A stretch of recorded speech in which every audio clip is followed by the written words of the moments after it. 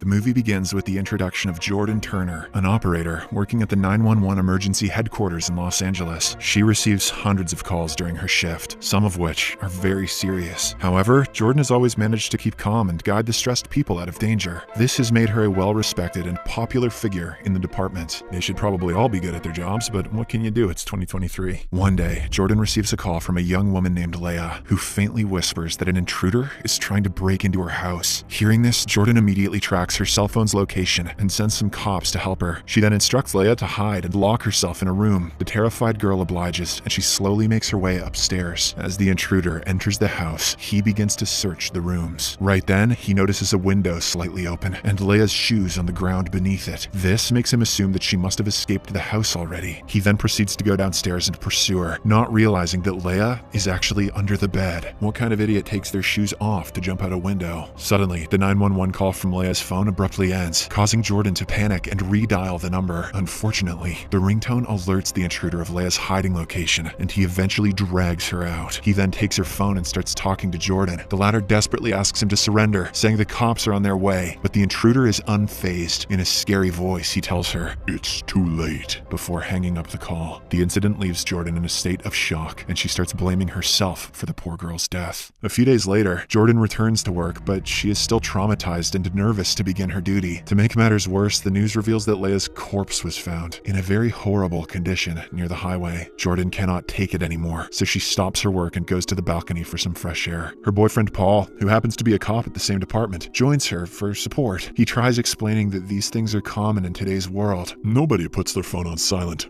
People are idiots, honey. But Jordan is too depressed to listen to him. The movie then fast forwards by 6 months. Jordan is still struggling from anxiety, so she has now quit her job as an operator. Instead, she works as a trainer for new recruits. As this job doesn't require interaction with the emergency callers, she is performing well. Somewhere else, 2 teenage girls, Autumn and Casey, are hanging out at a mall. It is a fine morning and they are waiting for their other friends to arrive. But just then, Autumn gets a call from her boyfriend and rushes to meet him. In a hurry, she leaves her phone behind, so Casey keeps it with her. Later, she returns home, and while walking through the parking lot, a car suddenly reverses, nearly hitting her. Casey curses at the driver and picks up her now broken phone. To her bad luck, the driver becomes enraged and attacks her from behind. He then knocks her unconscious using chloroform, puts her inside his car trunk, and drives away. At the 911 headquarters, as Jordan is instructing the new recruits, an operator suddenly receives a call. It turns out to be from Casey, who has just regained consciousness inside the car's trunk. Since her phone was damaged earlier, she's using Autumn's phone right now. The operator tries asking her questions, but Casey is so panicked that she can't even form a sentence properly. Hence, with no options left, Jordan takes over the call. She is the most experienced operator in the building. She tries tracing Casey's location, but unfortunately, her phone is a simple one which doesn't use GPS. Jordan then goes for plan B and asks the teenager if she remembers anything while getting kidnapped. Casey, who is about to have a heart attack, digs deep and eventually remembers that she is inside a red car and that the kidnapper is wearing glasses. However, the information is not enough, so Jordan asks Casey to break the taillight and survey the surroundings. The latter successfully does as asked, and when she waves her hand through the hole, a woman spots her and calls 911. With this, Jordan finally learns the car's license plate number, but when she runs it, she learns that the kidnapper is using a fake identity. Moreover, when the woman goes against Jordan's suggestion and drives near the kidnapper to get a better look at his appearance, he becomes suspicious and abruptly exits the highway. As they are back to square one now, Jordan tells Casey to search the trunk for any useful items. The terrified girl looks around and finds a can of paint, a screwdriver, and a shovel. As soon as she sees the shovel, Casey panics, as she thinks that the kidnapper intends to kill her and bury her with it. However, Jordan manages to calm her down. She then instructs Casey to pour the paint outside so that the cops can easily spot it from a helicopter. Unfortunately, when the kidnapper stops at a red light, a random driver, unaware of the situation, approaches him and reveals about the leaking white paint. This alarms the kidnapper, so he immediately jumps the red light and drives to a secluded area. He then opens the trunk and threatens Casey, unaware that she has a phone on her. That's right, he's too dumb to check her pockets. Meanwhile, the driver from earlier has become suspicious at the abrupt departure of the man, so he follows him and parks nearby. Assuming that he is trying to hide something in the trunk, the driver tries to confront the kidnapper, but while doing so, he gets attacked and knocked down with the shovel. The kidnapper then changes cars, loads both of them, and drives off. In the following scene, Paul and his partner follow the paint trail and discover the kidnapper's abandoned car. Paul also notices blood on the side of the car and a smashed bottle of chloroform. This gives him an idea. He can now use the bottle to get the kidnapper's fingerprint. Meanwhile, Casey continues talking to Jordan, describing the new vehicle they're in. Suddenly, the driver next to her wakes up and starts screaming. This alerts the kidnapper, so he parks the car, eliminates the driver, and then puts his corpse back in the trunk. At this point, Casey has become certain that she is not going to make it out alive. She starts saying her final prayers, but Jordan once again calms her down and asks her to retrieve the ID of the driver. Casey obliges, and using the information on the card, Jordan finally gets to know about the car they are in. The kidnapper has no idea what pockets are. Right then, the kidnapper realizes that he is running low on gas, so he pulls over at a gas station. Casey, whose phone battery is also low, uses this opportunity to climb through the backseat of the car and scream for help. The plan works, and a nearby worker notices her, but